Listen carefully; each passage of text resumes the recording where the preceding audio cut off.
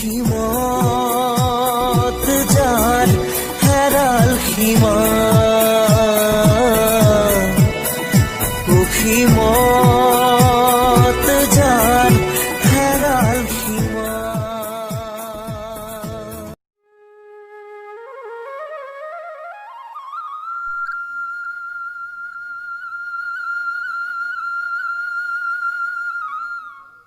কি চাইছা ইমান? তোক ইমান ধুনীয়া তই কেতিয়া হ'লি চম্পা? আয়ো দিহি, হয় নেকি? মোক আগতীয়াকৈ কোৱা নাছিলা কেলো? কোৱাৰ প্ৰয়োজন নাছিল। বাৰু ৰ'বাচোন, এই মাটিৰ পৃথিৱীৰ পৰা ঠিক শূন্যলৈ উঠি যাব খুজিছা নে এই মৰ্ত্যৰ পৰা শূন্যলৈ নামি আহিব খুজিছা ঠিক ধৰিব পৰা নাই। বাৰু কোৱাচোন, সৌ ৰাধাকৃষ্ণ ৰূপী মৌৰা চৰাইহাল দেখিবলৈ কেনে? ধুনীয়া। আৰু সৌ শহাপহুজাক? ধুনীয়া। সৌ পাৰজাক? ধুনীয়া। আৰু মই? আটাইতকৈ বেছি।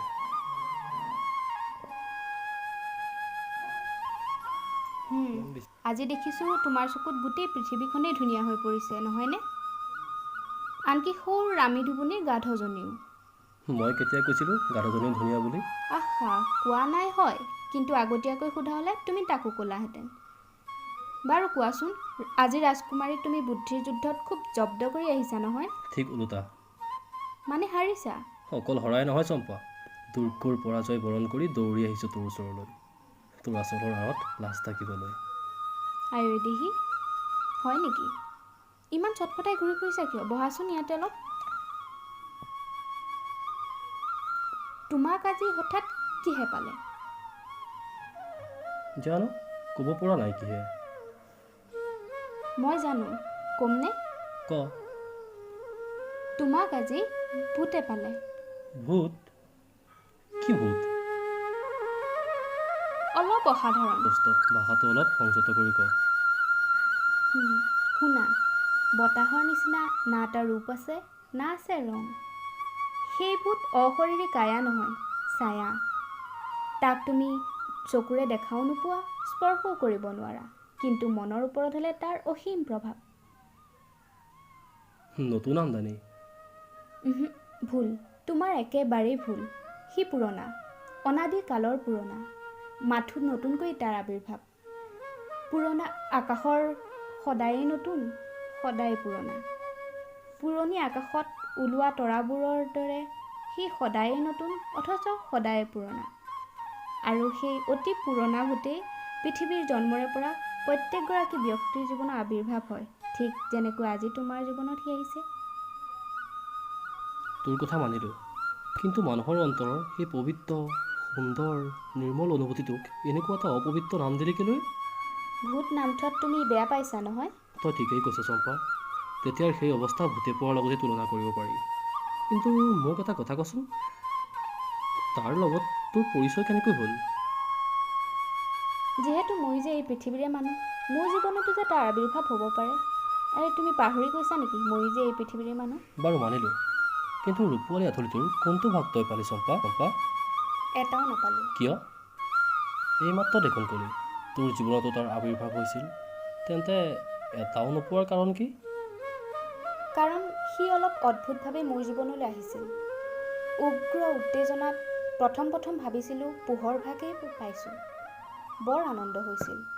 কিন্তু অলপ থিৰ হৈ চালোঁ, দেখিলোঁ পোহৰ ভাগ নহয়, আন্ধাৰ ভাগহে। বৰ দুখ হ'ল। গোসাঁই ঘৰলৈ দৌৰি গৈ দীঘল দি পৰিলোঁ। তাত ত্ৰিভংগ মূৰ্তি মুৰলীধৰক সুধিলোঁ, ভগৱান কিয় এনে হ'ল? ক'ত ভুল কৰিলোঁ? কিয় মোৰ ভাগত আন্ধাৰ ভাগহে পৰিল? মইতো বিচৰা নাছিলোঁ। তেতিয়া মুৰলীধৰে হাঁহি মাৰি মোক ক'লে, চম্পা শুন, তই বৰ উত্তেজিত হৈ আছ, সেই দেখি দেখা নাই, ভালকৈ আকৌ চা। আৰু তেতিয়াহে ভালকৈ চাই দেখিলোঁ। কি দেখিলি? দেখিলোঁ আধুলিটোৰ দুয়োটা পিঠিয়ে মোৰ পৰা সমান দূৰত্বত আছে। তাৰ মানে সি চেপেটা হৈ নপৰি থিয় হৈ থাকিল। আৰু অকল থকাই নহয়, জগন্নাথৰ ৰথৰ চকৰিটোৰ দৰে সি মোৰ বুকুৰ ইমূৰৰ পৰা সিমূৰলৈ পৰম আনন্দত ঘূৰি ফুৰিব লাগিছে। তাৰ তলত কি লিখা আছে? লিখাৰ স্থানৰ অভাৱ, সেয়েহে একো নাই, চিৰশূন্য। কিন্তু শূন্য যে সীমাহীন চম্পা, আৰু ঘূৰি থকা চকুৰিটোও যে তোৰ কোমল বুকুত দাগ কাটি যাব, তোৰ কষ্ট নহয়? প্ৰথম হৈছিল, এতিয়া আৰু সি গাড়ী লিকৰ দৰে হৈ পৰিছে। অভ্যাস হৈ গৈছে বাবে আৰু কষ্টও নহয় অলপো। কাপোৰ কৰিছোঁ চম্পা, আৰু সাঁথৰ নহয়। মোক সকলোবোৰ কথা স্পষ্ট কৰি কচোন। তুমিও ভাল দাদা, যিটো কৈছো অস্তিত্বই অস্পষ্ট, তাক বাৰু কেনেকৈ স্পষ্ট কৰিব? তথাপিও শুনা তেন্তে। আন্ধাৰ বাটে বাটে অকলে গৈ আছিলোঁ। হঠাৎ দেখিলোঁ দূৰৈত এটা সোণ ৰূপ মণিমুকুতাৰে সজা এটা বিৰাট প্ৰাসাদ। তাত হাজাৰ হাজাৰ বন্তি জ্বলি গোটেই প্ৰাসাদটোৱে আন্ধাৰত তিৰবিৰ কৰি জিলিকি আছিল। সোমাবৰ মন গ'ল, তোমাৰো গ'লহেঁতেন। কিন্তু প্ৰসাদলৈ যোৱাৰ মাথো দুটা বাট। আগ্ৰহৰ অতিশয্যত উচিত বাটটো এৰি ল'লোঁ ভুল বাটটো। প্ৰাসাদটোলৈ সোমাব লাগিছিল সন্মুখৰ দুৱাৰে, মই সোমালোঁ পাছ দুৱাৰে। গতিকে প্ৰাসাদটোৰ ভিতৰৰ সকলো বস্তুৰে দেখিলোঁ পাছফালৰ কুৎসিত ৰূপবোৰহে। নিজৰ ভুলৰ বাবে বঞ্চিত হ'লোঁ সন্মুখৰ সকলো সৌন্দৰ্যৰ পৰা। আকৌ মুৰলীধৰৰ ওচৰলৈ আহিলোঁ। মুৰলীধৰে ক'লে, সেই প্ৰাসাদটো মোৰ বাবে নহয়, বুজিলা এতিয়া? এইবাৰো নবুজিলোঁ চম্পা। সঁচাই চম্পা, তোৰ এই কথাবোৰৰ দৰে তই মোৰ চকুত এটা জীৱন্ত সাঁথৰ। মোৰ সাধ্য নাই এই হাঁহি থকা চম্পাৰ আন এটা মূৰ্তি কল্পনা কৰাৰ। তথাপি সন্দেহ হয় এই চম্পাৰ মাজত আৰু এজনী চম্পাৰ উপস্থিতি। সেই চম্পাৰ আন এখন জগতত, য'ত হয়তো চম্পা একেবাৰে অকলশৰীয়া, বোধ কৰোঁ মুৰলীধৰৰ বাহিৰে। বাৰু চম্পা, সঁচা কথা কচোন, তোৰ মনত একো দুখ নাই? মোক নকন্দুৱাবা দাদা। তোমাক গৌৰীয়ে নিশ্চয় বলিয়া কৰিলে। নহ'লে কমলনগৰৰ চম্পাক কোনেও দুখ থকা বুলি নকয়, ক'ব নোৱাৰে, ভাবিবও নোৱাৰে। সকলোৱে জানে কমলনগৰৰ আটাইতকৈ সুখী প্ৰাণীটি হৈছে চম্পা। চম্পাই হাঁহিলে কমলনগৰৰ সকলোৱে হাঁহে।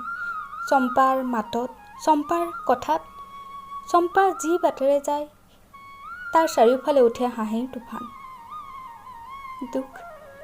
দুখ কৰিবৰ সময় পাগল। বাৰু দাদা, তোমাৰতো কোনো দুখ নাই? তেনেহ'লে হাঁহাচোন ঠিক মোৰ দৰে প্ৰাণ খুলি, পাৰিবা? তোৰ হাঁহিৰ প্ৰতিধ্বনি যেনি লাগে। সেই বুলি তাতে গৰ্ব কৰিবলগীয়া কিটো আছে? আৰু সেয়ে হয়তো তোৰ মাতটো শুনিবলৈও বৰ মিঠা। কিন্তু তোৰ হাঁহিৰ তলৰ মনৰ আচল কথাটো ঢাকি ৰাখি আমাক ফাঁকি দি কি পাবি? সেই হাঁহিত বোধ কৰোঁ বিষাদৰ পলে বাচি দেখিয়েই সিও শুনিবলৈ হয় বৰ মিঠা। মোৰ দৰে সাধু কথা ক'ব নাজানা যদি কোৱা কেলৈ?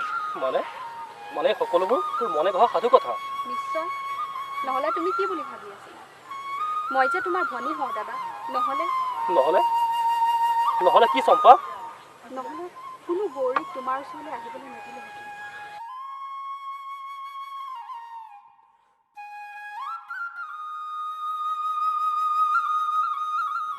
নমস্কাৰ, মই লিপিকা ভূঞা। আপোনালোক সকলোৱে নিশ্চয় জানে যে বাস্তৱ আৰু কল্পনাৰ সংমিশ্ৰণত সপোনৰ জন্ম হয়। মানুহে সপোন দেখে, সপোনত কথা কয়, সপোনত হাঁহে, সপোনত কান্দিও।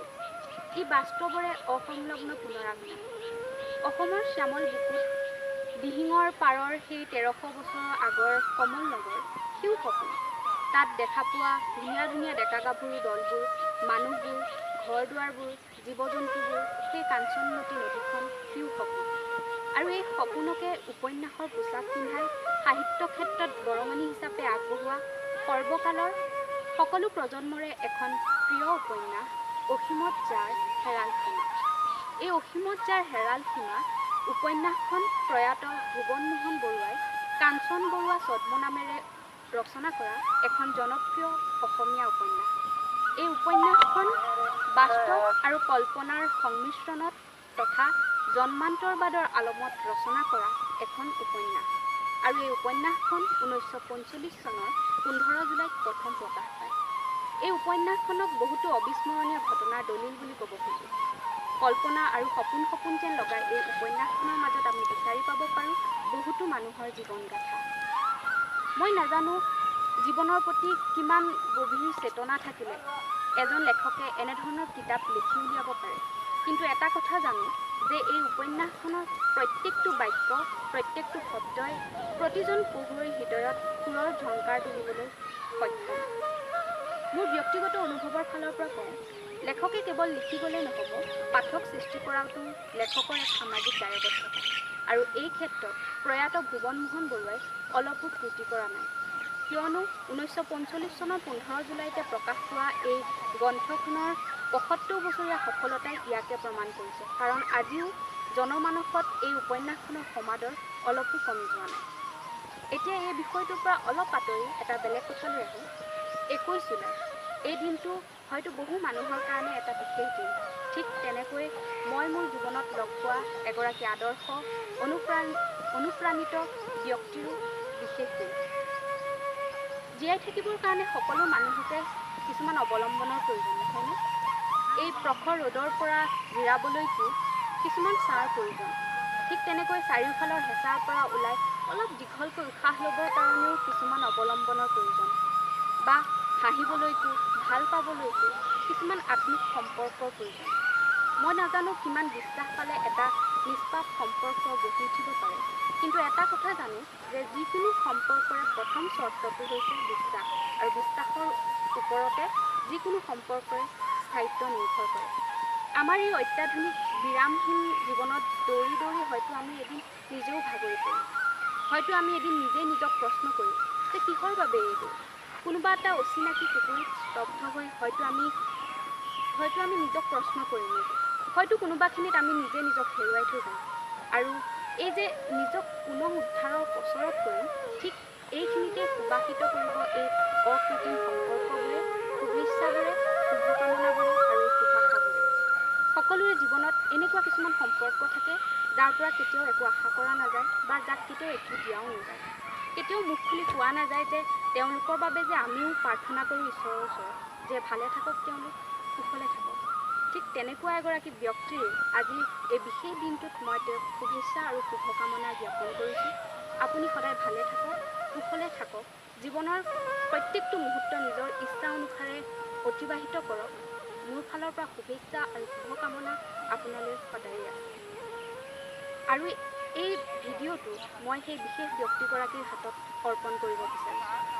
অভিনয় ক্ষেত্ৰখনত আমাৰ স্থিতি ইমান সবল নহয়, তথাপিও ভুলে শুদ্ধৰ মাজেৰে এই অসীমত যাৰ হেৰাল সীমা উপন্যাসখনৰ কেইটামান অংশ আপোনালোকৰ আগত দাঙি ধৰিবলৈ এটা সৰু প্ৰচেষ্টাহে কৰিলোঁ।